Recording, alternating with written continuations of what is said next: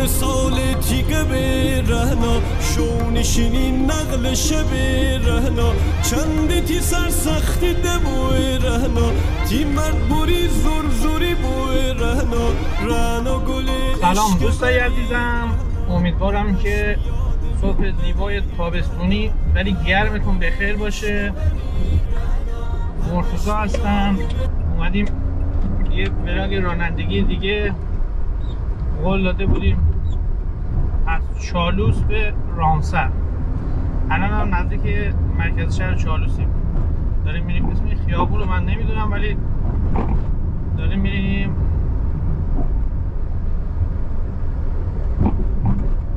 میدون مخابرات بهش میگن. از اونجا بریم به سمت شهسوار. امروز 16 مرداد ماه، ساعت هم 8:32 است.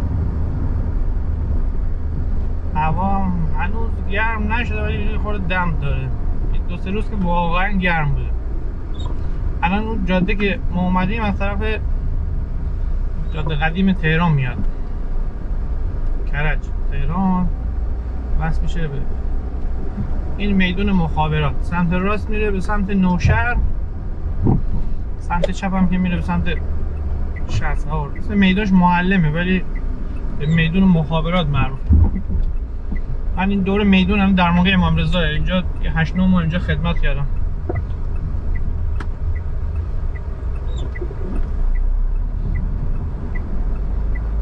امروز پنجشنبه است، تعطیل به خاطر مثلا مدیریت برق و اینا.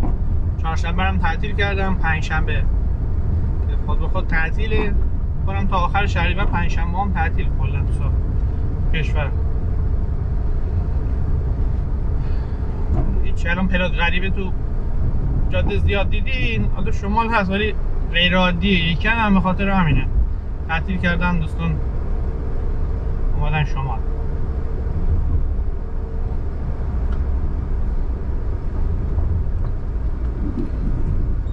این سمت چپ میره به بیمارستان طالقانی و بخش مطبع و درمانگاه چالوس.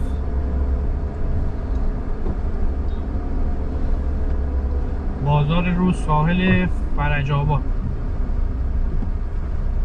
ما میخوایم بریم خط 8 دیگه، منطقه توریستی خط 8. براتون یه ولاگ جدای رانندگی تو نوشهر و چالوس اینا رو میگیرم. این خیابون یه طرف است بعدی بود.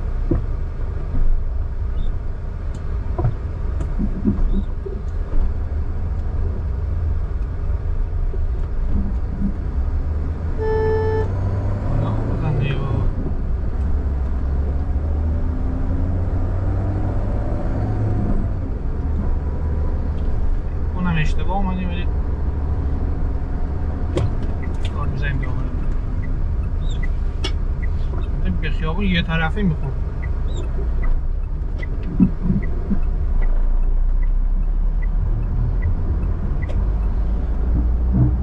دوستان من 48 ساعت بیمارستان شیفت بودم دیگه، اومدم قول داده بودم به دوستان که شاید یه خورده انرژیم کم باشه، به خاطر اونه. حتی یه خورده چالوس هم خیلی وقت رانندگی نکردم، خیلی وقت که نه 10-12 سالی هست. برم راه داشت.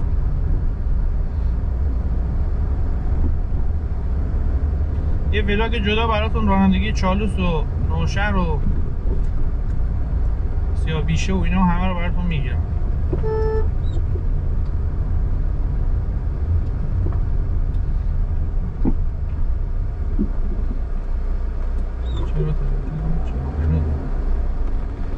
اینجا من خدمت سال 94 بودم، موقع هم همیشه ترافیک بود، مسافر بود. حالا ادارجات که تعطیل، مغازه هم هنوز باز نکردن. برو حاج شهر خارجیم نداریم به کسی.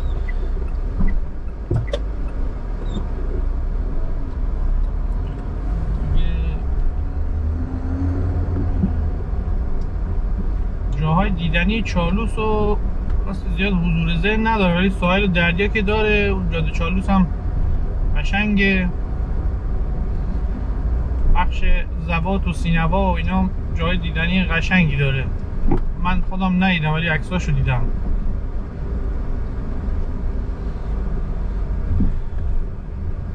چالوس که دیگه معروف ترین شهر شمال ایران چالوسه دیگه. جاده چالوس، آهنگ ملوس جاده چالوس. اینم بیمارستان طالقانی بود باشه، آیت الله طالقانی چالوس.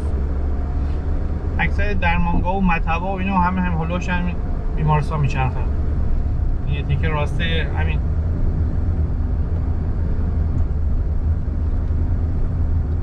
درمان ایناست.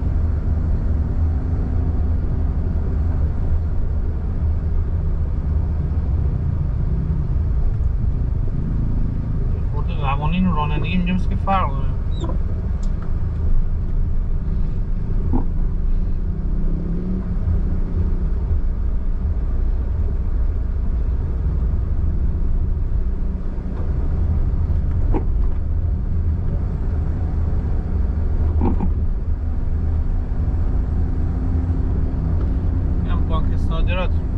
بانک صادرات کلا واسه اینه که میخوای آدرس بدی یا زنگ زد فلانی من جلوی بانک صادراتم، نرسیده به بانک صادراتم. بانک صادرات کلا چیز دیگه ازش دیده نشده، تقریبا کار دیگه فکر نکنم ازش بر بیاد. همش به خاطر همین. بیا برو ببینم کجا ماهای به چرا اینجا تو تایم عید، تعطیلات عید، دوستان که میبینه احتمال زیاد بچه این بر هستن یا الان نیستین، توصیه میکنم در رفاه عید این واسه این بر نیایین. مخصوصا این سمتی ها اصلا نیایین. به حدی ترافیک و شلوغیه دیگه حال دست خودت به هم میخوره. واقعا من یه شب این درمانگاه تعطیل شدیم، خدمت بودم، تقریبا میگم 85 دقیقه بود راه افتادیم. من یه رو به یک رسیدم شهسوار. بعد ترافیک وایسادیم و حالمون داشت به هم. واقعا برای تایم چی طرف گیلان هم ترافیک هست ولی سمت مازندران دیگه واقعا یه لیگ دیگه رانندگی میکنن، شلوغ هم هست. نزدیک تهران و جمعیت بیشتری میاد. توصیه بهتون نمیکنم موقع عیدی برای بیاید.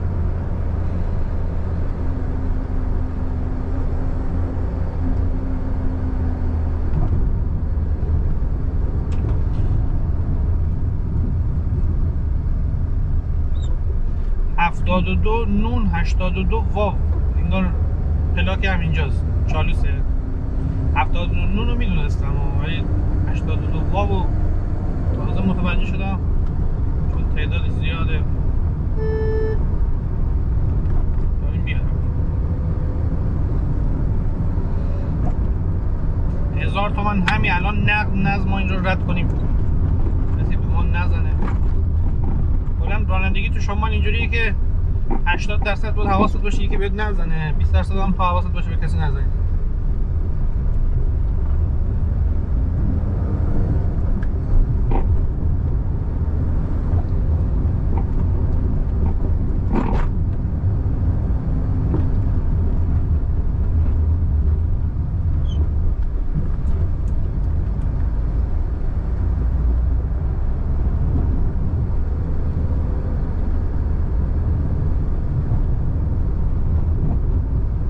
از شهسوار تا چالوس باشه 50 دقیقه اینا باید راه باشه. کیلومتریشو یادم نیست، باید ببینم.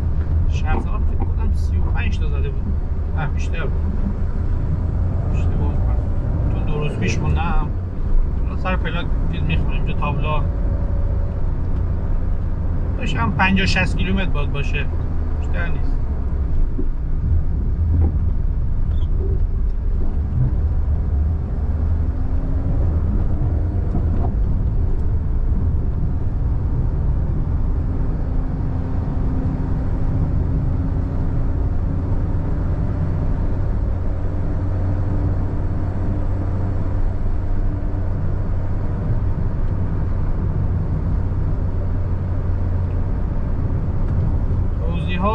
اینجا توضیح خاص من یادم نیست. میگم الان میرسیم خط 8. این گاهی بابای ما داشت، خدا بیامرزه، بنده خدا تو همین کمربندی 4 روز تصادف کرد مرد. خیلی آدم خوبی بود. مثلا ما از شهرسوار می اومدیم خونه دایی، مثلا بعضی اوقات دو سه بار می اومدیم، پسرداییاش بودن. اینجا خط 8 یعنی سمت چپ میره به راست که دریاست. باز بدیم بریم سمت چپ میره جاده تهران، هم جاده جدید و قدیم و اینا همه نوشهر. راست که میره دریا، این مستقیم هم ما داریم میریم سمت شهرسوار و مطلقو. بعد این بنده خدا از این تیلرهای کشاورزی داشت، بچه بودیم می اومدیم ما رو میگه میچرخون. خیلی آدم خوبی، خدا بیامرزه. اینم فکر کنم اشتباه نکنم هتل هایت بود بشه. هایت یا هایت.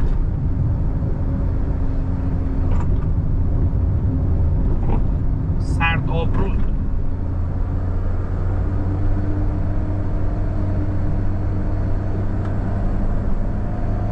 من تابلو ندیدم هتل تاییدش کنم. تو فیلم ها میگفتم هتل هایت کنم همین باشه، چون این خیلی قدیمی اینجاست.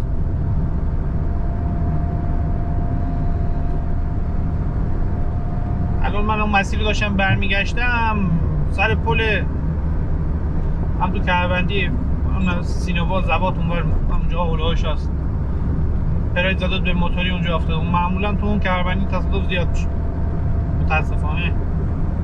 زده بودیم موتوری، بچم بود انگار، سنش کم بود، صد دست گواهینامه هم نداشت.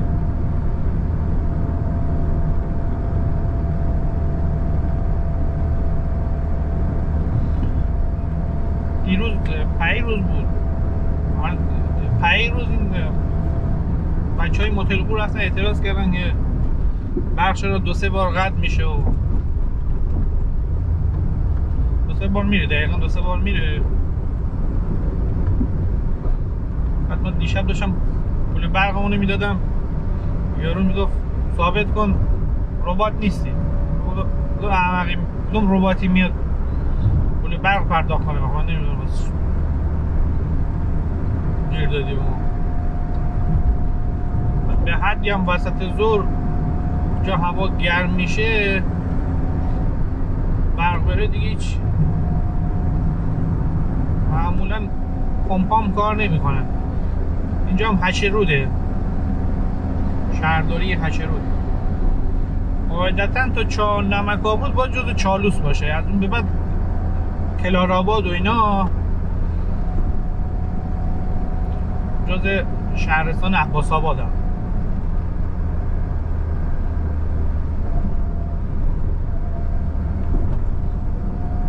الان ساعت 8:45 است، چون ترافیک هوا خوب در رفتیم، وگرنه اونجا ما رو کار داشتن.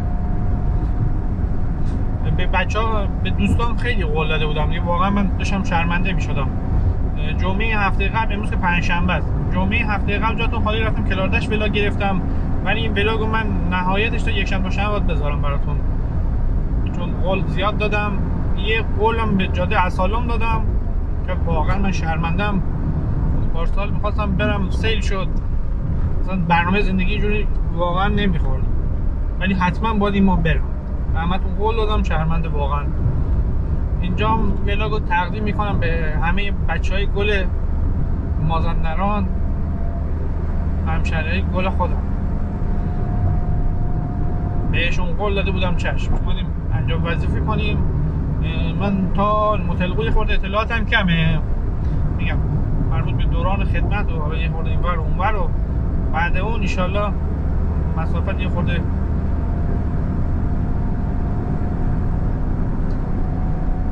چیزام قوی تره بهتون توضیح میدم. اینجا خیلی سرعتگیر گذاشتن، به قول چیز میگه با سرعتگیر نمیشه فرهنگ رانندگی. واقعا تعداد سرعتگیر زیاده، با اینکه سرعتگیر داره بازم رعایت نمیکنن.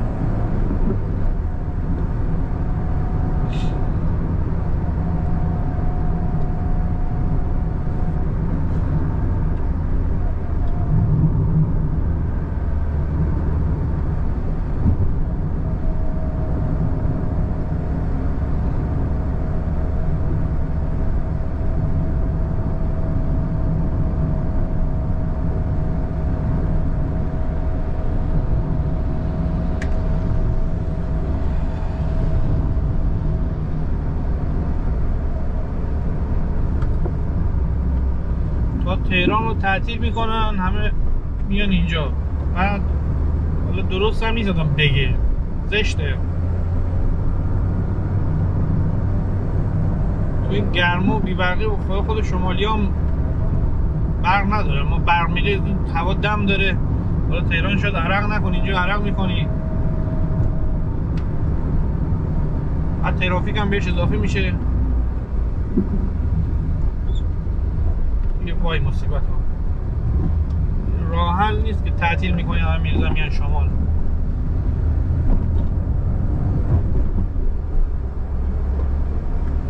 این گرما باعث شد ما بفهمیم که ما آدم جهنم نیستیم دیگه. از این به بعد برنامه تقوا ایمان عمل، تقوا عمل صالح است. ایمان تقوا عمل صالح، بریم برای بهشت.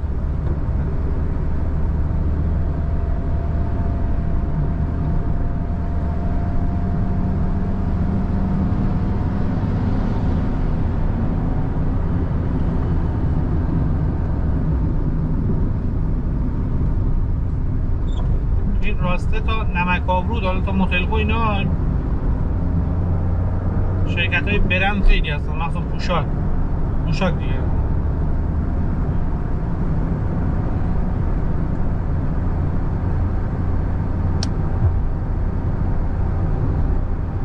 شنم روز همه عجله دارم. پنجشنبه تعطیل کجا باید بگم. من دارم 65 تا میرم، سالات هم کمه دیگه.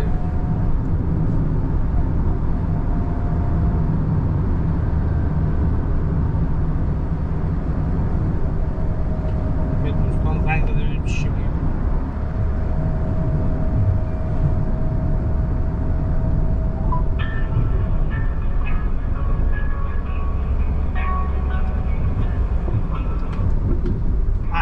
سلام داریوش، خوبی جانم؟ دستت در نه، لطف کردی، ممنونم، مرسی. خدا پشت تلفن رانندگی ممنوعه، ولی این دوستمون همکار ماست. آره واجب بود. معمولا من جواب نمیدم دیگه، رو آیفون هم میذارم. به قول مادر خانمم میگه که بچه‌تو بگیر، مثلا حواسش تو گوشیه. دو سه بار میگه گوش نمیده، میگه الهی گوشی بس شه، نفرینه، گوشیت بسوزه.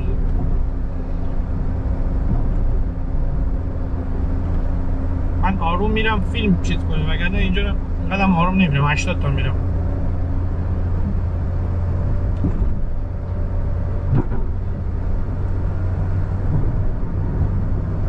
اینقدر محل آروم رفتن نیست. عادتا باید به پلیس را برسیم. حالا پلیس های هچرود، اینجا ما خدمت بودیم، این پل هچرود آب برده بود، ریزش کرده بالا. پل چی بود؟ بعد یه لاین بود. دقیقا از شهرسوار تا اینجا می اومدیم 50 دقیقه، نزدیک یک ساعت باورتون نمیشه. تایم 1 ساعت بیشتر سر همین پل وای میسیدیم که چون یه لاین رد میشد. دو تا لاین یه لاینش چی شده بود.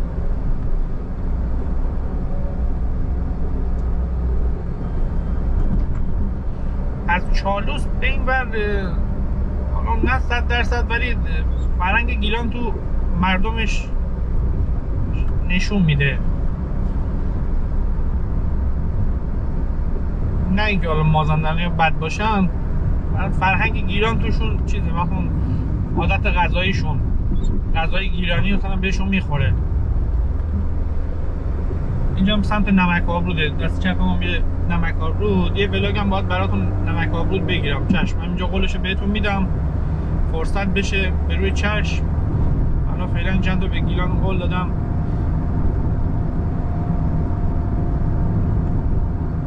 اینا رو انجام بدم. ما نوشته عباس آباد 20 تا، رامسر 62 تا. رامسر تا 60 تا، من 15 تا 12 تا اینا تا 50 تا 50 کیلومتر.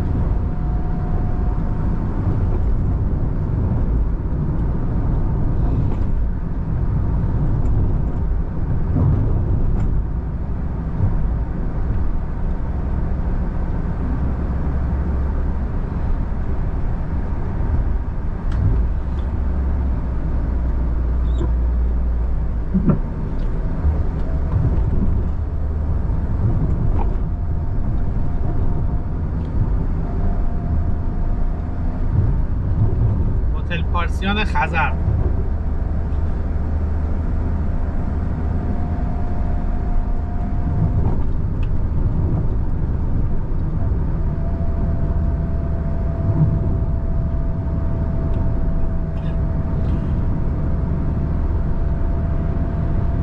ما راهنمایی که بودیم یادتون هست یا نه؟ صبحونه نخوردم، یاد چیز افتادم، یاد خاطره راهنمایی افتادم. سر صبح کلوچه با نوشابه میخوریم، تغذیه. آقای پیرمردی بود فامیلیش، من یادم نمیاد. بعد مثلا جعبه شیشه‌ای بود اون موقع، شیشه نوشابه می آورد با کلوچه لایجان. نشستیم صبحونه کلوچه و چیز میخوریم. کسی نبود اونجا بگه آقا سر صبح کلوچه. بعد نوشابه‌اش مزه متفاوتی میداد. من چیزی که تو ذهنم میاد خوشمزه تر بود.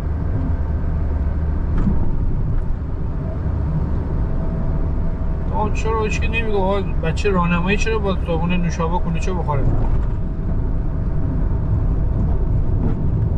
بعد یه صف طولانی بود، فکر کنم نوشابه با کلوچه میشد 150 تومن، 200 تومن، همچین چیزی میشد.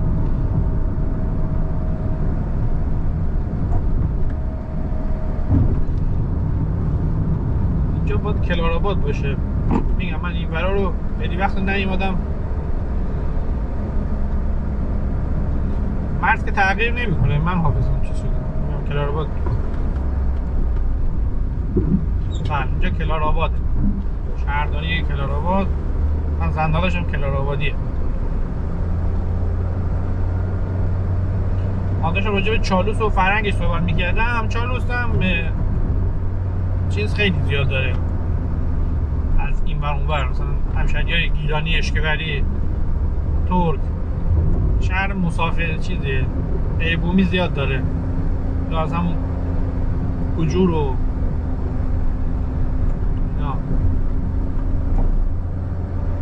هرچی به سمت این ور میای چیز فرنگ غالبترشون گیلانی میشه.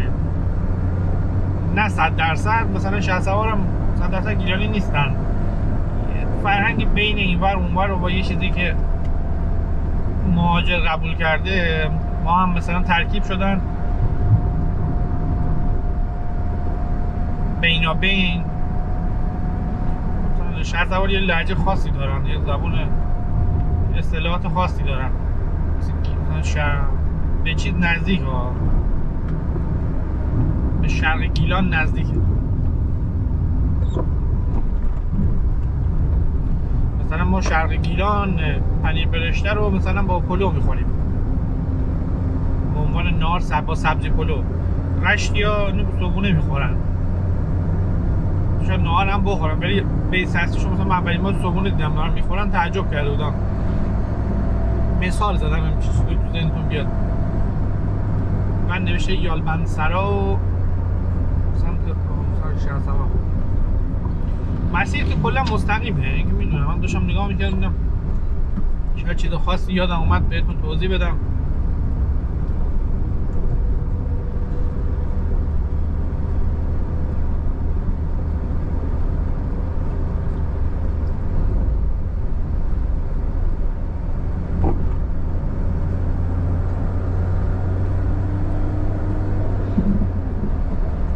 اینجا اگه اشتباه نکنم سال 91 92 همین هلوش باید باشه، 90 عباس‌آباد از شهرسوار جدا شد.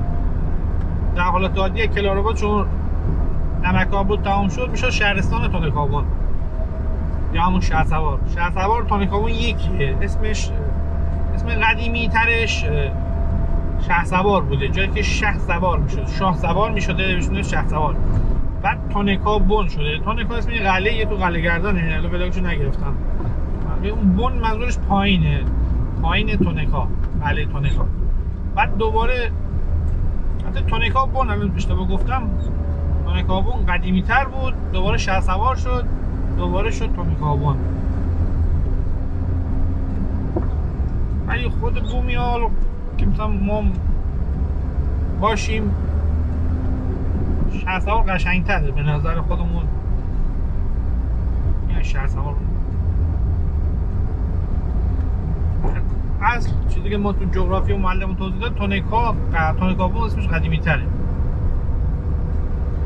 داشتم بودم از اونجا تا رامسر دیگه، رامسر هم که نه تا اون بر شیرود میشه جز شهرستان تونکاپو. الان پلاکار میبینه 72 دال 82 تا 92 دال. اینا از اون کلاراباد هم شامبش میشه، از اون نمک آبرو تا اینجا پلاکا همینه، به خاطر اینکه همشون جز شهرسوارن. هنوزم مرکز شماره گذاریش تو شهرسوار، پلاکا همه یکیه، همین تعداد پلاکا زیاده، 3 رقم پلاک داریم.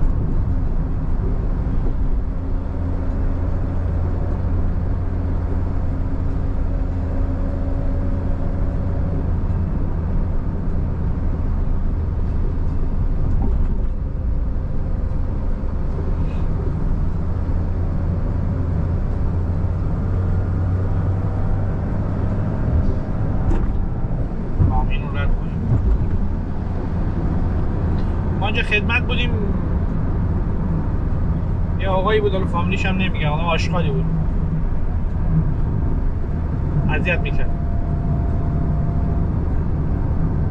اومده بود ایران غذا خورده بود،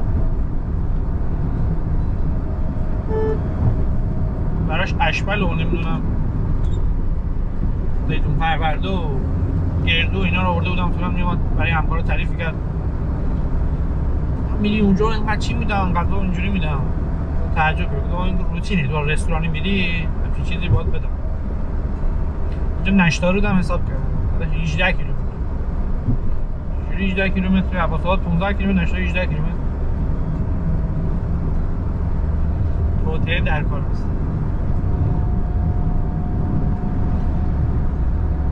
اکبر جوجه اینجا بیس شمال دیگه، برادران کلبادی، اصلش هم که توی گلوگاهه. الان فکر کنم پرسی 380 تومنه.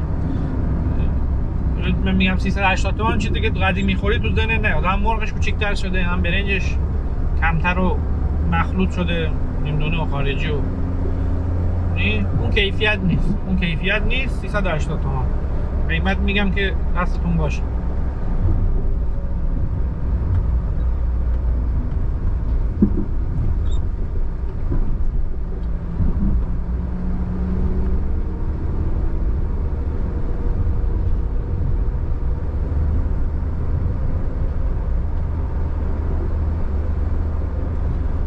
موتلقو موتلقو رسیدیم. برجای عظیمزاده رو من نمی‌بینم. جا فکر کنم جز موتلقو باید بشه. موتلقو ما با بابا می‌اومدیم یک شنبه بازار. ولاگای بازارمون رو دیده باشیم. بابای من کاسب بازار بود. یک شنبه بازار موتلقو. همه شهر. یا سلمان شهر، هم موتلقو یا سلمان شهر. کجام همین موتلقو اسمش رو توضیح میدم بهتون. یک شنبه بازار می اومدیم، موقع مثلا الان میریم جاشو بهتون میگم کجا بود. جای برج عظیمزاده یه هتل سوخته ای بود، اون چیز قوش معلوم بود هنوز. موتلقو از اونجا میاد، این نماد موتلی.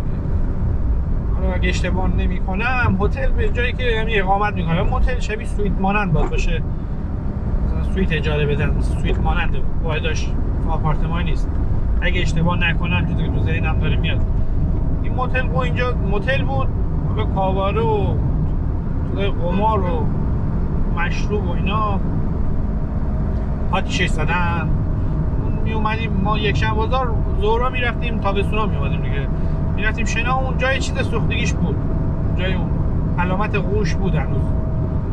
بعد اون موقع شبیه یکم حلبی آباد هم بود. دقیقا این برج عظیمزاده الان میبینید شما، مثلا یه سری مثل حلبی آباد اونجا زندگی میکردن. بعد کنارش پلاژ بود، هر دریا، سالم سازی هم پلاژ بود میگیم. اونجا بود همیشه هم دعوا میشد، همیشه اونجا بزن بود.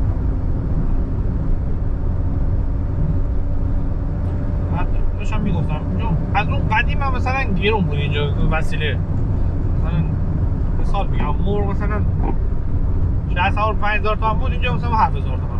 حالا چون از اون قدیم اینجا مسافرخیز بود، الان تو تعطیلات هم میشه اینجا واقعا شلوغ میشه.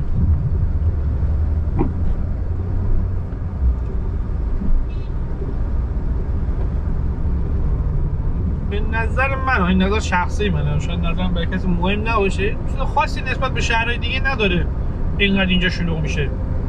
خیلی شلوغ میشه، نمیدونم به ضرر مردمش هم هست. مثلا یارو میگه تهرانی میگه ما نعیم نگوشگی میمیرن، اینجوری نیست. 80-90% مردم فقط ترافیک تحمل میکنن، نه سوپرمارکت دارن، نه خونه اجاره میدن، نه چی، فقط اینجا ترافیک و شلوغی گرونه. اینم برج عظیمزاده، این برج عظیمزاده دقیقاً روبروش کامینا رو میبینین. ببینم یا نه یکم جلوتر، یک شنبه بازار اینجا بود. یه جمعی تک نظریم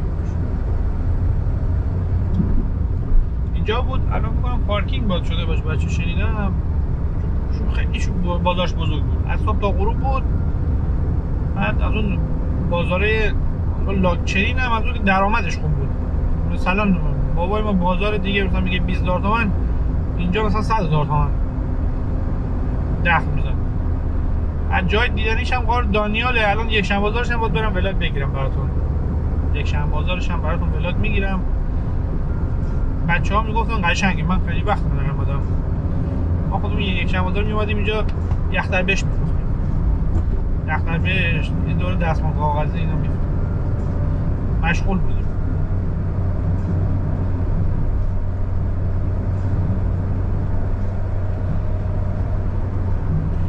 این شیلی لیلی اینجا باید باشه. این شرکت الملوک اینجا داره، نمیدونم ربطی به رشت داره یا نه. این شرکت الملوک هم رشت داره، همه میشناسنش.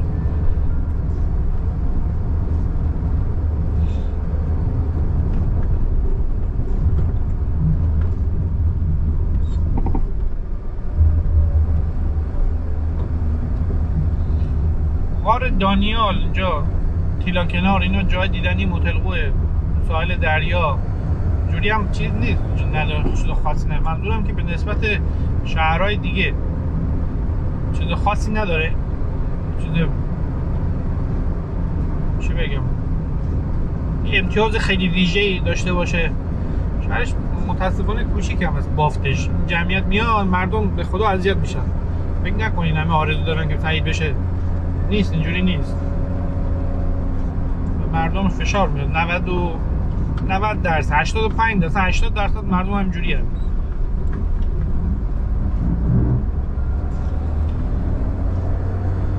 اینم جمشید آباد، پل جمشید آباد.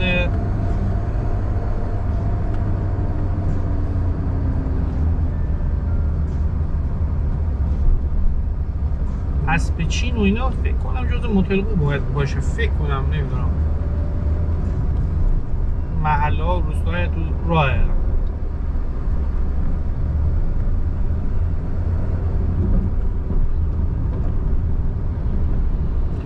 این متلقو ما یک شنبه بازار میومدیم به عشق دیزی، نهار دیزی میخوردیم، به عشق این املت با رب درست میکنن، قهوه خونه املت لوبیا، کباب میخوردیم. عشق خاصی بود خودش، واقعا باحال بود، یادش بخیر. یه پیرمردی اینجا بود، قهوه خونه داشت، یه مسجدی داره، اصلا جامع فکر نکنم بود، کوچیک بود. یه پیرمردی بود، ترک بود، با یه پسرش و یه نوش قهوه خونه رو میچرخوندن. بعد این یخچال بستنیه یادتونه استیل بود، دید نداشت، الان شیشه کشویه معمولا مال شرکت میارن، استیل بود. اون توش نوشابه تو اون میذاشت. حتی تابستون اونجا گرمه، خیلی گرمه، ما اصلا بهش نوشابه سردش میرفتیم، جوری تو اون یخچال در می آورد میزد، گاز خاصی از اون شیشه میومد بیرون، کیف میکرد، جگرت خنک میشد نوشابه میخوردی. یادش بخیر واقعا.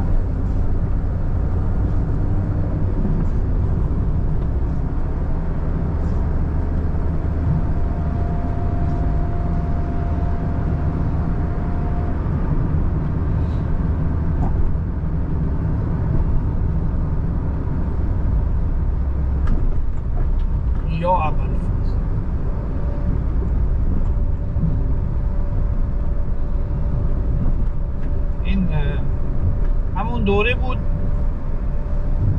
تازه ماهواره خریده بودیم بعد ماه بزرگ ما میومد خونه ما.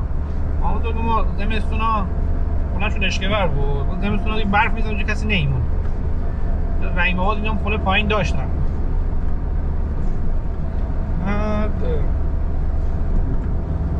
میومد ماهواره میتونم پارسیوان و اینا بود اون موقع، چیزی که ذهنم میاد پارسیوان بود.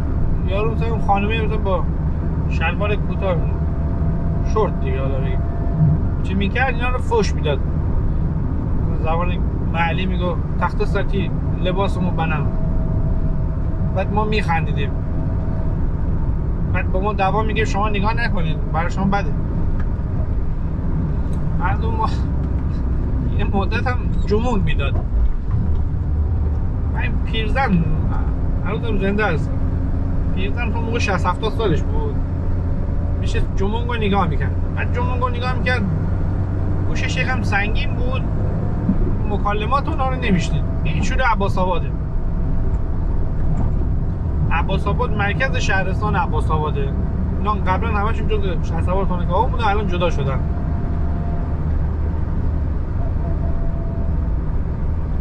من اسپیچین و اینا تابلوشو ندیدم چیزام خانم. این ما بزرگ گوشش سنگین بود، باز خودش مثلا فیلم رو نگاه میکنی تحلیل خاصی هم برای خوش میگیره سناریو. بعد ازش میپرسیدی چی شده اینا، مثلا اون تحلیل خوش رو توضیح میداد. حالا جالب اینه مثلا روستا چی میکردن اون موقع فکر کنم 9 شب میداد، 8:30 شب میداد، کل روستا چیز میشد. یه نفر مثلا دستشویی هم حتی کسی نمیرفت، میشستن جمعه رو نگاه میکردن. بعد تو فردا صبح هم سر چشمه این چیز میدیدم میشستن تحلیل جمعه میکردن. گفتن جمعه جیگر بکلس دیدی چیکار کرد؟ آها مثلا نفرین میکردنش، فقط خنده میکرد. خیلی بالا توضیح میدن، این تحلیل شخصیت هم خودشون روش اضافه میکردن، کثافته یه خوشم بهش میدادن. ما فقط میخندیم.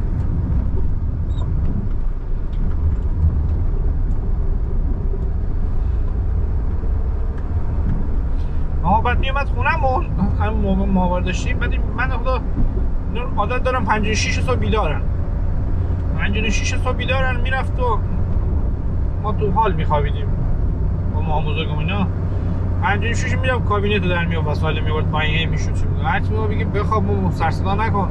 نه، هر روز اون وسایل کابینت رو در میاد پاک میکرد دوباره میذاره سر جاش که مثلا حوصله‌اش سر نه. ساعت 8:30 نهار آماده بود، 8:30 نهار هم آماده کرده بود.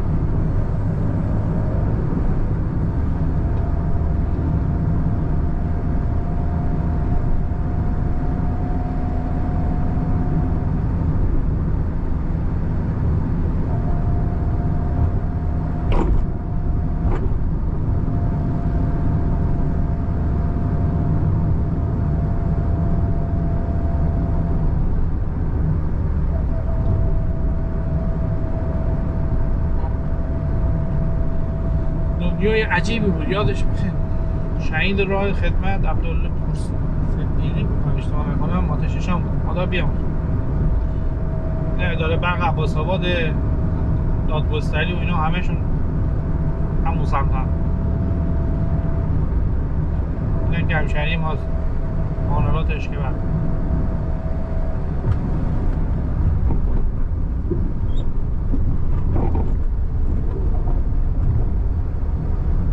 مسافرها جلوی پارک چیز زدن معلومه. اینم دادگستری عباس آباد.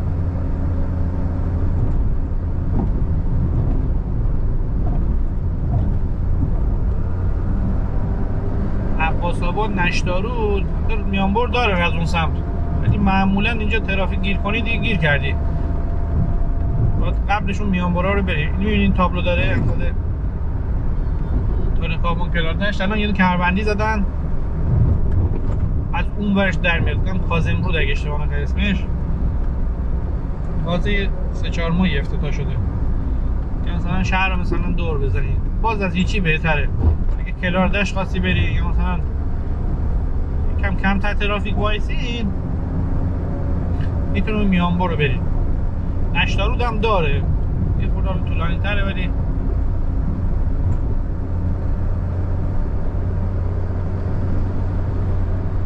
عباس آباد اینجا قبلا میدون پرتغال داشت. از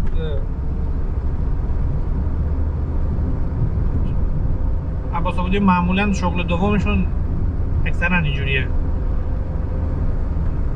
گلخونه دارن، پرورش گل و گیاست. اینجا داروگیایی هم زیاد مصرف میشه، عرقیجات گیاهی، مخصوصا محصول کلاردشت.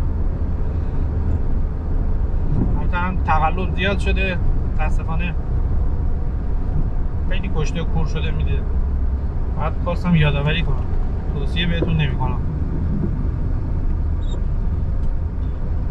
دست چپ میره خیابون شهدا و کلاردشت. هم جاده عباس آباد هم بلاکشو براتون میذارم، گرفتم براتون. خود کلاردشت، جاده عباس آباد کلاردشت یکی از قشنگترین جاده های شمال واقعا.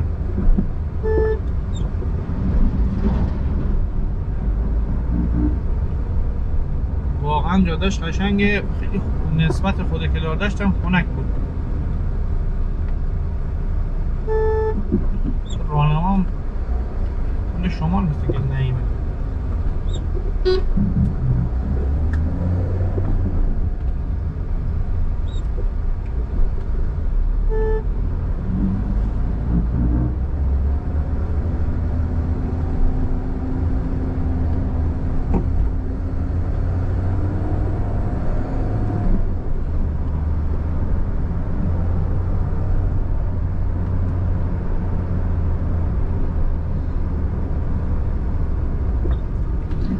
ولاگ پنجشنبه بازار عباس آباد هم براتون گذاشتم تو پلیلیست عباس آباد، میتونید پیداش کنید.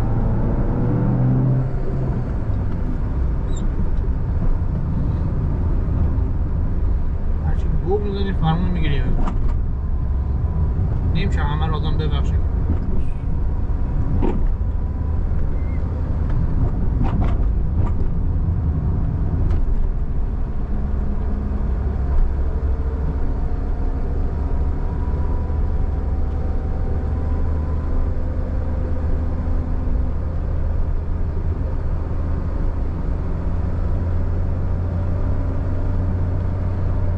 یه بار، دو بار، سه بار یه بار میزنم باز میدور. یه دوباره بیا.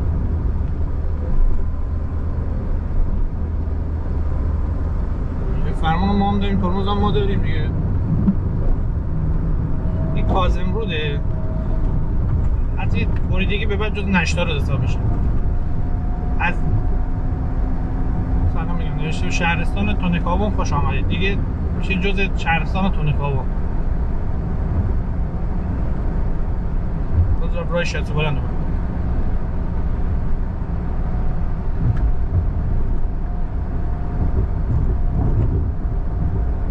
بعضی چی گواهینامه بهشون میده، کیلویه، گرمیه، چه مسخره بازیه. نگاه کنم شما خورد نگاه کن، رفت داره آنلاین، الان می دوره اینلاین، نه راهنمایی نه آینه، نگاه نمیکنه ماشین داره میاد، الان دوباره میاد اینلاین. اعصابتون خراب میشه به خدا.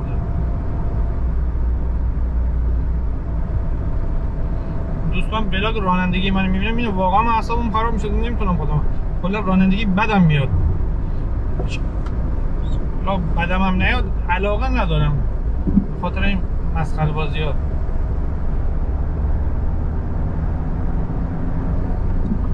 نگاه کن دیگه، راه مستقیم برو، چه خبره میگه؟ حالا 60-70 تا داری میری، تو 90 تا برو، 5 دقیقه زودتر مثلا برو، گاز بده، 300 تا برو. قرار نیست که بزنی به بقیه.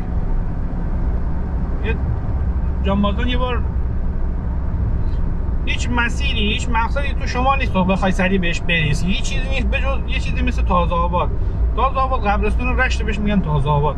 تو اگه میخوای سریع بری فقط اونجا میتونی برسی، اگه مثلا باید بری وگرنه بقیه جا همه جای دیدنی قشنگ هم جادهش گل این بر نگاه کن سمت راست گل این قشنگ گل گشاد گلرم که گرفتی حالا یواشتر اینجا تازه دوربینش چیز میزنه میانگین سرعت هم میزنه لعنتی 70 تا میانگین میزنه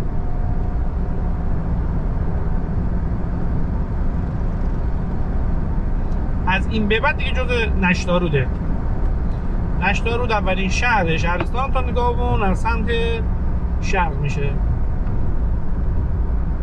اما این بگم ما گرفتاری ما بابت چیز بود. الان مثلا یک کار اداری بود داشته باشی انجا با پاشی بری سواری از رشت تا شهرسوار نزدیک 2.5 ساعت راه، از شهرسوار تا چین نزدیک 3.5 ساعت 4 ساعت راه بماند. حالا چون سرعت گیری داره یه خورده تایم بیشتر میشه، حالا ما بگیم 3-4 صبح راه بیفتی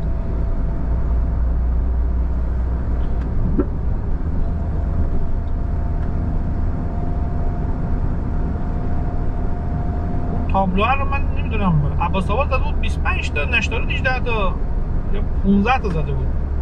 نشتارود بعد عباس آباده.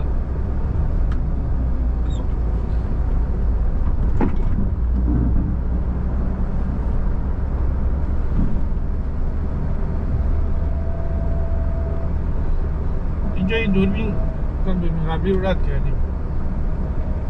دوربین یه دونه اینجا زدن، یعنی توی یه ما رو بیچاره کرد. بعد فهمیدیم که میانگین میزنه، میانگین 60 تا میزنه. اونجا 60 تا نمیشه رفت، 70 تا باز یه چیزی 60 تا دیگه خیلی زور داره. 4 تا منو زد، 4 تا اون موقع 60,000 تومان، 240 تومان من پارسال ریپلیارس دادم، الان که 400 تومانه.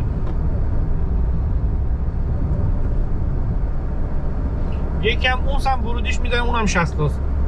اونجا میری یه دونه چالشی بود چند سال پیش، چالش مانکم بود، یارو میگه استاپ یا هم وای میسادن دوربین حرکت میکرد ولی مردم ثابت بودن، دقیقاً زیر دوربین شبیه چالش مانکن، همه آیسادا آروم میرن که دوربین این نشد مملکت چیز که فرهنگ سازی که حالا همین دوربین رو رد میکنن یا خودمون، حالا نه کس دیگه غریبه اینه، رد میکنن شروع میکنن گاز دادن.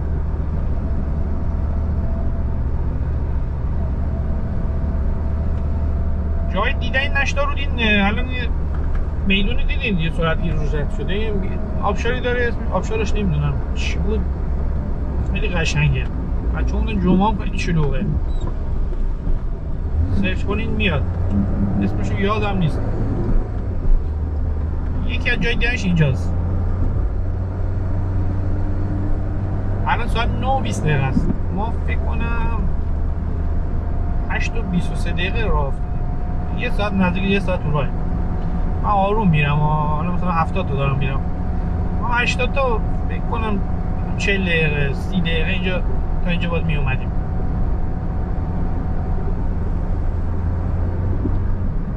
بعد خدا رو شکر آفتاب پشت سره، یعنی ما تو سایه ایم تقریبا، دوربین کمتر داغ میکنه.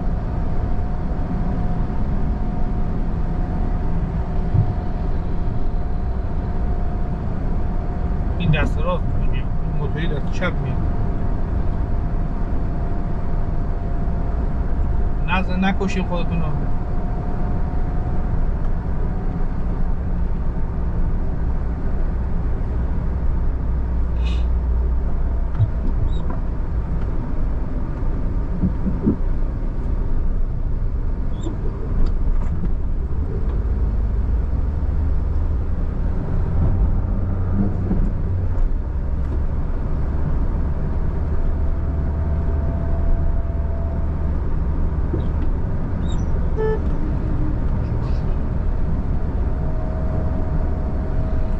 یه بار دستتون میخوره اینستاگرام تماس تصویری هر کاری میکنی قد نمیشه،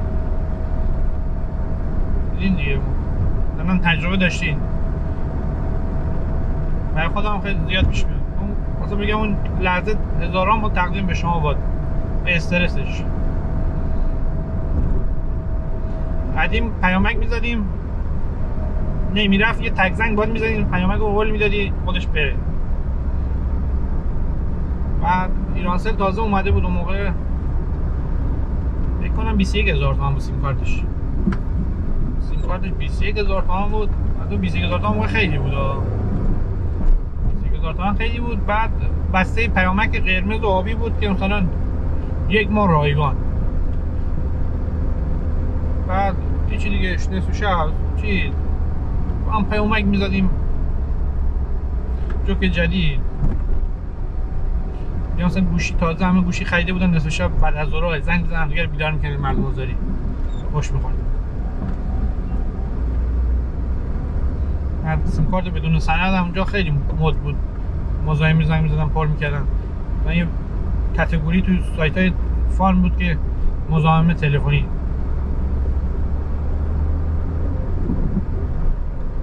معروف ترین نشین بود که زده بود آب کنار زنگ زده بود، یارو میگه با تفنگ بادی میام میزنم. این نشتارود بود.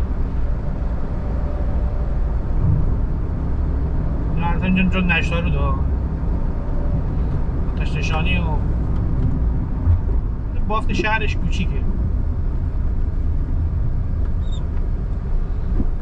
الان پنجشنبه است، ساعت 9:30 روز شروع به کار نکرد.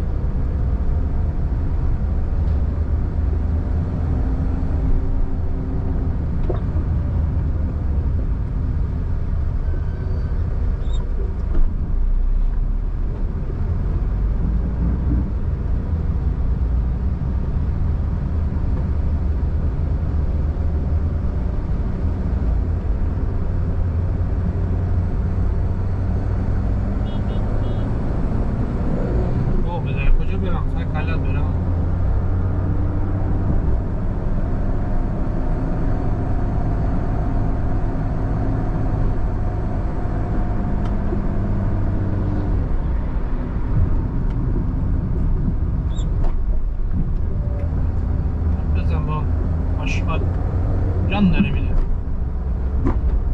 هم یواش میره یک علتی داره دیگه.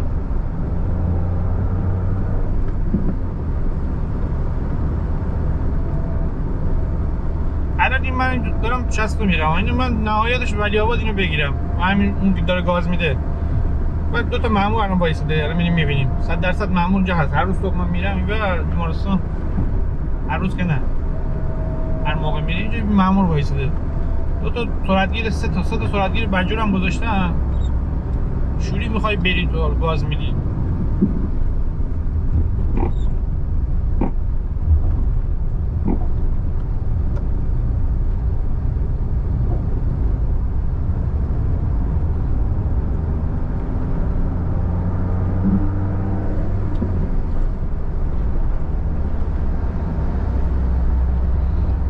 حالا من انقدرم آروم نیم داخل شهر خودش رعایت کنین، میزنیم به این منور. بچه کوچیک میاد یارو مثلا خانوما مخصوصا دم ظهر این نشترود اینجا دو تا مدرسه، سه تا مدرسه داره، همین دیگه اصلا بچه مثلا کنارشه اومده دنبال سرویس بچهش نگاه نمیکنه. باز خانوما میگه چون زیاد تو فاش برم نمیشن زیاد دقت نمیکنن.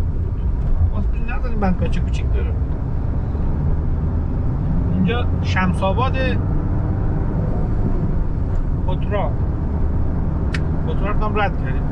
اون دوربینی که گفتم اینجاست، اون اونلاین باور داشتی 61 میزنه ما رو هم زده میزنه شهرک چیچه نشتارو. این دوربین میبینی این لاین هم دوربین نداره به همون شهرک رانندگی. شهرک چی؟ اینجا نشتارو تمام شده، میرسیم به ولی آباد.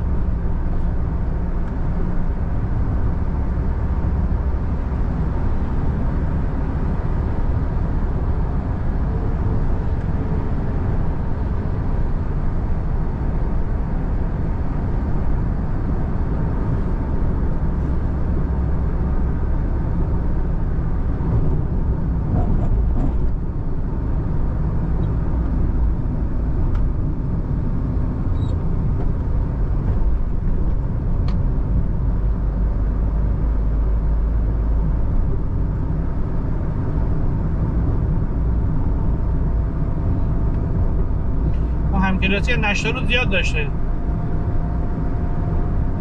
تیزوشان میرفتیم تعریف از خود نباشه، بعد نشتارودی و موقع چیز نداشت، نوشهر نداشت، تیزوشان نداشت، از اونجا می اومدم مثلا یکشون درسشون خوب بود میومدیم یاد چی دافتم مثلا میگفت شو 54 و نیم میگم نه 54 و 4 مثلا تو یاد میومد که اصلا 54 و 4 کجا بود تو آفریقای جنوبی نوشته جواب بود جوابش دیگه اینو چی میگم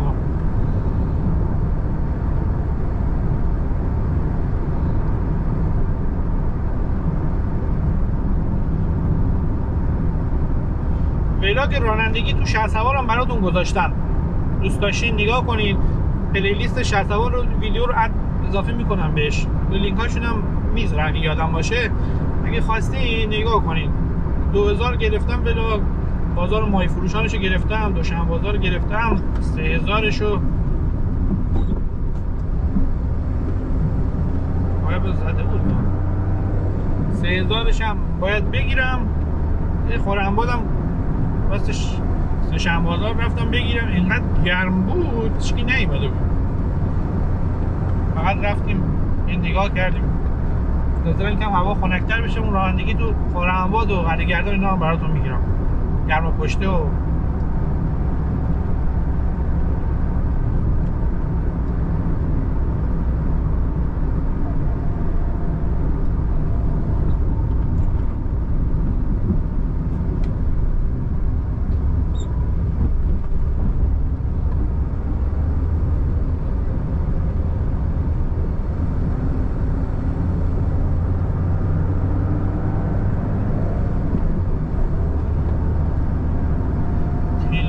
سر به دهکده توریستیه تیل منظورش گلولا چی چیزی تو نکابون 5 کن شهرسوارم که جای دیدنی 2000 3000 طرف های سلیمان آباد هم یه دونه جدید باز شده دیمارسلا همچی چیزی اونجا خیلی قشنگه مثل که دریاسر مثلا این پل چشمگیره همه جاش قشنگه ولی آباد یه پیاده رو زدن اسمش قبلا اسمش باغ آلمانی بود الان نمیدونم چی گذاشتن شهرسوار همه جاش دیدنیه این پل ولی آباده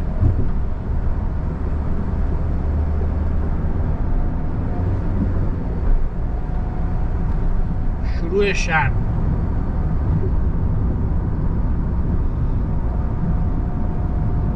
اونجا یه رستوران هانی داشت هم قبلی بود این نیست عروسی ها رو اکثرا اون موقع چیز نداشت همینجا میگرفتن اینجا ولی آبادی پلاژ داشت الان بهتون نشون میدم پلاژ داشت ما مثلا آخر هفته یا مثلا بعد شبا میومدیم اینجا طرح سالم سازی دریا داشت بعد اونجا مثلا توش از چیزای شانسی هم بود یه 25 تومانی هست دیدین دل میداد اینجا یه صفحه تکو میخورد 25 تومانی لج آدم لجش نمیگرفت لجش میگرفت نمیافتاد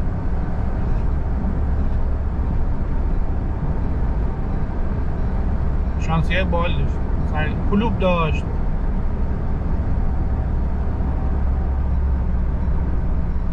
مزه قدیم دیگه نمیدونی چی بودش بچه بودیم بیشتر مزه داشت درست سال ورز و اوزامون زیاد چیز نبود ولی اونم میرفتیم حال میداد تو بگو نون املت اینجا دقیقا همینجا الان فکر کنم هست من شبا این ور نمیرم مسیرم نمیخوره ندیدم درش بست چمن سمسون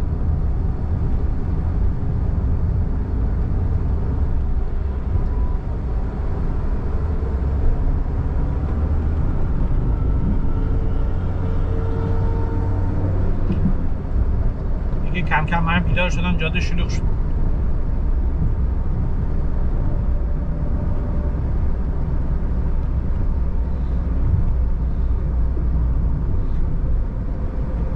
اینجا دانشگاه آزاد داریم نزدیک دانشگاه آزاد شهرسوار واقعا معروفه بخاطر هم پزشکی داره هم کلا رشته‌های خوبی هم داشت آزمایشگاه و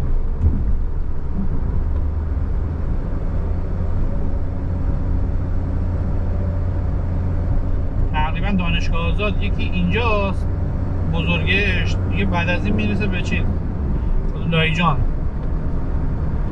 قدیم بوده مثلا الان جدید که دیگه هر شهری 3-4 تا شفق و سما و اینا داره. دانشگاه آزاده.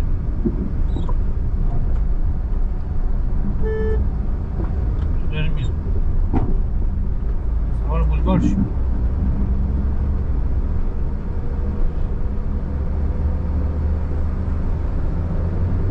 این دانشگاه آزاد.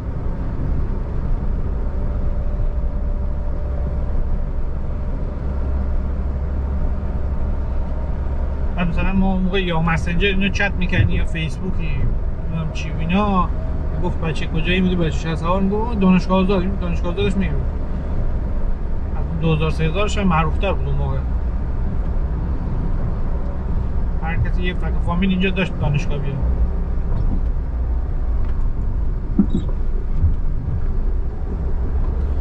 ولاگ رانندگی تو شهسوار رو گفتم گرفتم براتون یه جوری ویژن برای شهر خودمون گرفتم. من خودم 18 سال اینجا زندگی کردم. مامان بابام داداشام اینا همینجا. درسته مامان بابام گیلنی نه ولی خب به حال همکلاسیامون رفیقامون همون شهسواری هم فرهنگمون همه شهسوار رو ما تاثیر گذاشته. اینجا به صورت ویژه من فیلم گرفتم 1 ساعت خورده شم با خاطرات و جزئیات رو براتون توضیح دادم. میتونید تو پلی لیست شهسوار نگاهشون کنین. سلام میکنم به بچهای همشهری خودم خارجن. میکنم یه آقای نظری نامی یه کامنت گذاشت برای من که این جاده رو من بچه نشتارودم درخواست که اینم مجتمع رشده. ببینید الان کمربندی جدا میشه. این کمربندی تقریبا فکر کنم سال 88 87 اینا درست شد. شهر جدا شد. الان مستقیم دیگه میره به سال طلایی و سبز میدان و وادی و اینا. این سمت چپ هم میره کمربندی.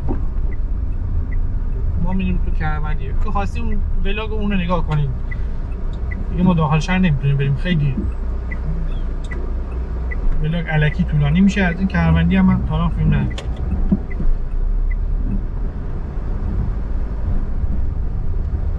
اینجا هم که ترمینال آقای گلگون معرف حضور همه هست. همه با این ترمینال یه خاطره ای دارن.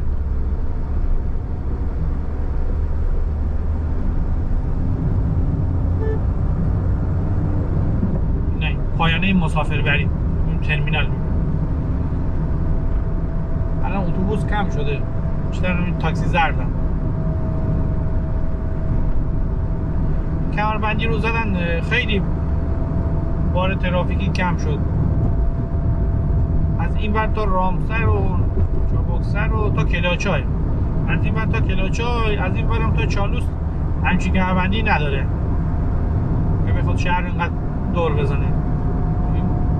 واقعا بار ترافیک شهر رو کم کرد. الان 2000 3000 هم حتی بخوای بری داخل شهر نمیتونی بری. همون از این ور میذاری میری.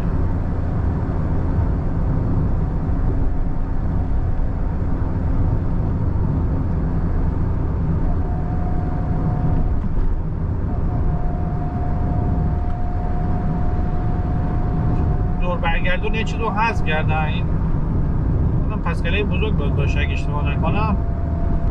الان میان اینجا دور میزنن. تقریبا یه 2 هفته‌ای هست دور برگردون اونجا رو بستن.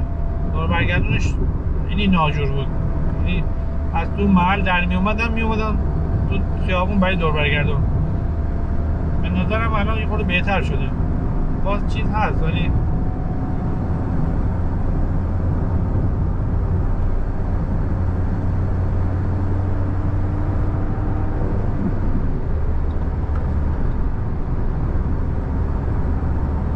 اینجا هم یه پمپ بنزین تازه افتتاح شده.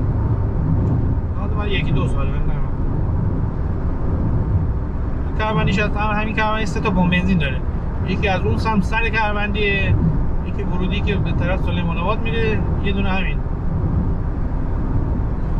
که 3 تا چیزام داره. واقعا باحاله این پمپ بنزین.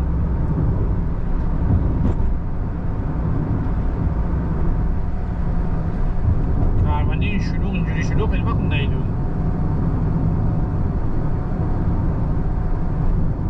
یعنی دور برگردون تابلوش هست ولی خودش نیست. 250 متر.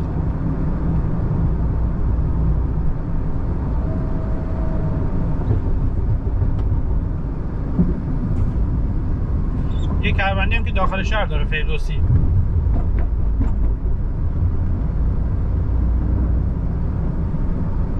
اینا میبینی گفتن جوش دادن بستن. پسکله بزرگ درست.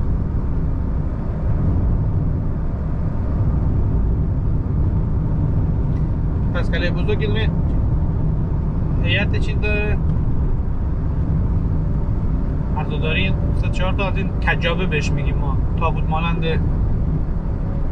اسم میشتم میاد تو ذهنم. بچگیم از اونها میترسیدم. خیلی شبیه واقعی، واقعا شبیه واقعی بود. کل چیزا ما منتظر بودیم اون بیاد. ما اینکه میترسیدیم برامون جالب هم بود. این دور برگردون اینجا رو بس اینو نبست، اون لاینو بست. این بوتون این نیوجرسی داره، راحت تره. خیلی خطرناک بود واقعا.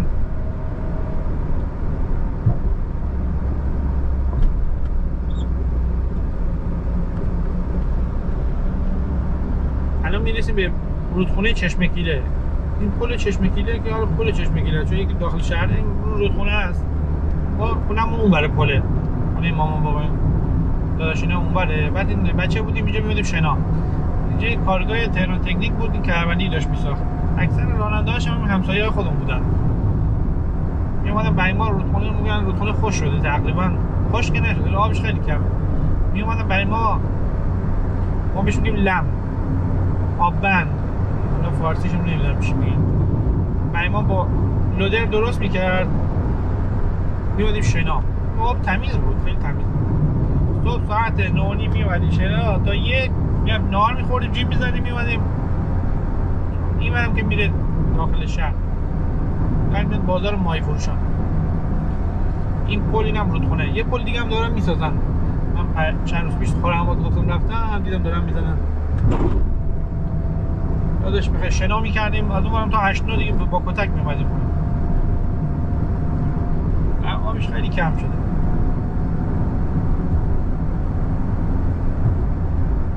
خونه ما دقیقاً الان اونور خیابون رمضان خیل. این برم که پایین میخوایم این 2000-3000 یا دور برگردون رو بگیریم یا از این برم پایین بزنیم.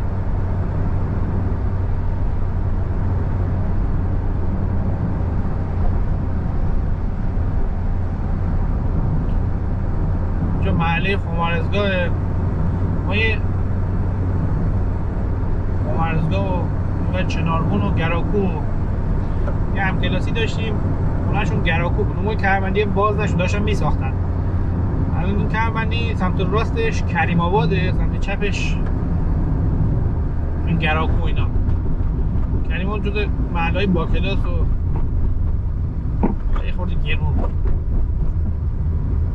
مثلا یارو میپرسید، معلم میپرسید آقا خونتون کجاست؟ گفت کریم آباد. بعد بچه‌ها اون یکی دو نفر خونه‌شون کریم آباد بود، لجشون میگرفت. گفت کریم آباد چیه؟ گراکوی خونه‌شون. چون از کریم آباد میومدن راه داره، بهتون نشونش میدم. موقعی که اول نبود مستقیم از اون ور خیابون می‌زدن میومدن. الان دور برگردن رو برگردن. چون از کریم آباد میومدن دو خونه اون کریم آباد. این دوربینم میانگین میزنه از اون اولیه.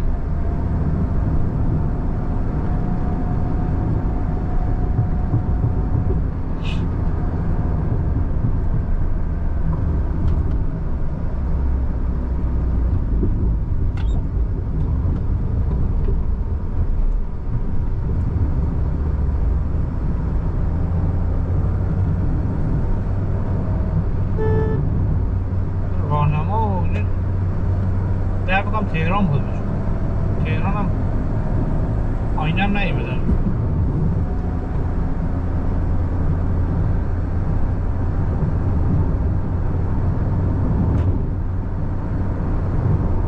این دور برگردون بعدی مال گراکوه. این کریمات میبینی این تابلوش از این بر خیابونی بود کلانتری داشت الان نمیدونم چی.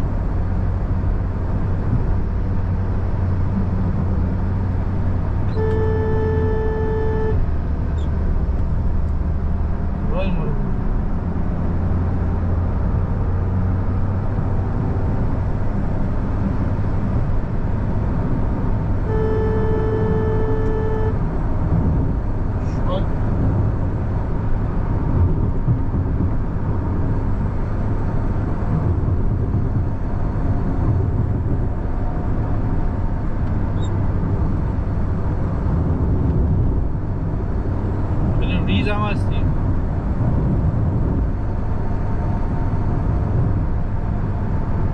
چی میگی بس؟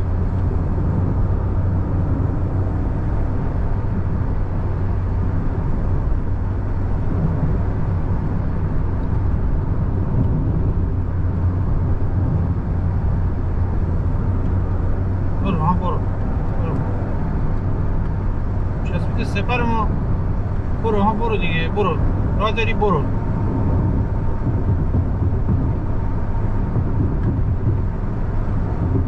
چسبید سپر ما. چراغ ریزه تو میبینید ماشین جلوی تو داد.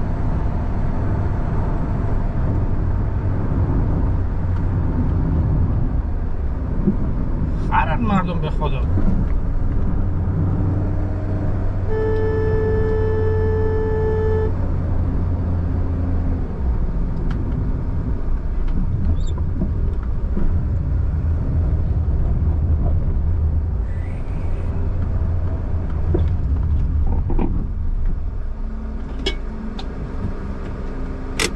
اون گاویه نزدیک بزنیم. یه گاو دیگه. ما سر خولیم اینجا بایستیم.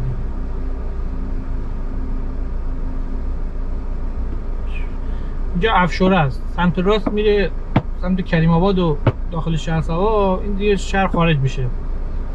این تابلو میبینین شیرود و رامسر و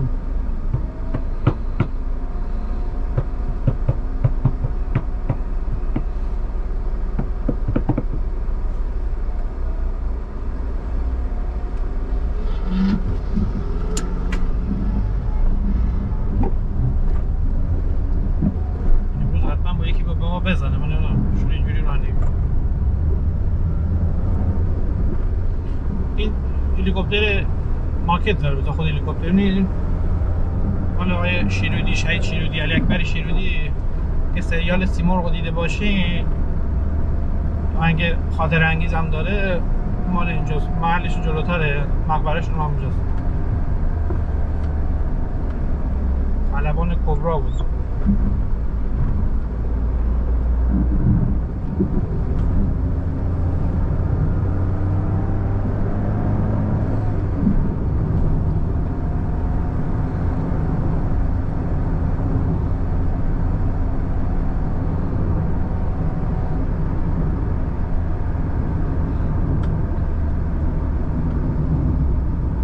هایپرمی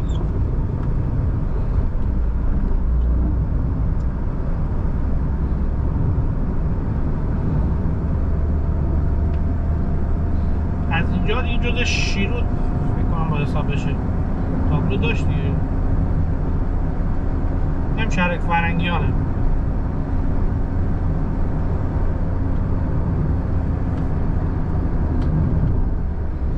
حتی ترخیص تونه کام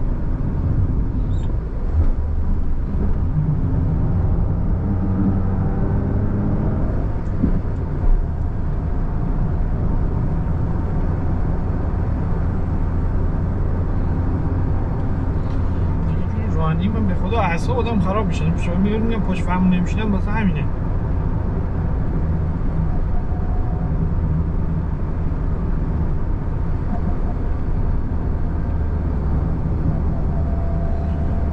یا شرایط پولدار شدن کف دست موقع میخوره.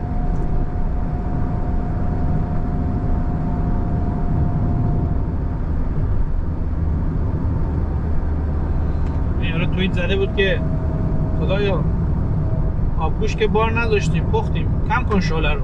خیلی این چند روز گرم بود واقعا. تو شمال همچین گرمایی رو تجربه نکرده بودم. بندر عباس گرم بود، یه به حال اسمش بود. شمال اینقدر گرم من ندیده بودم. اینم شروع شهر شیروده، ورودی شهر شیروده.